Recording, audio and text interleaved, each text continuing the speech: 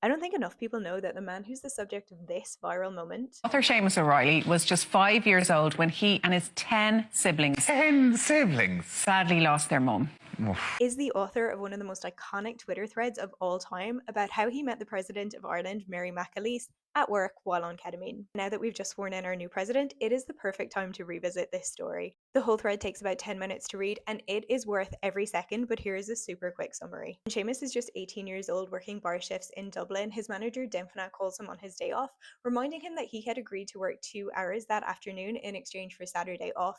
All fine, except that Seamus is in his friend's flat watching him cook green ketamine in his oven. Green ketamine that he has just taken more than one line of. So Seamus strolls to the venue just as the drugs start kicking in. He's sweating like an Irish person in 26-degree heat. He can't remember how walking works.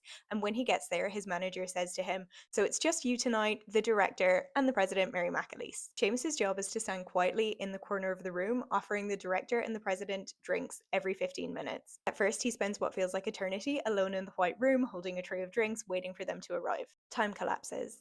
And when they finally arrive, he says, "Hello, guys," way too loudly, and then he crosses the room at glacial pace while they look at him to offer them some drinks, which they then politely decline. He does this 3 times, and they say no to drinks every single time. Finally, at the end of the tour, President Mary takes a glass of white wine, kindly chats to Seamus about being from up north, and asks him what he thinks of Dublin. He shouts at her, "Yes, I like it. I think it's good."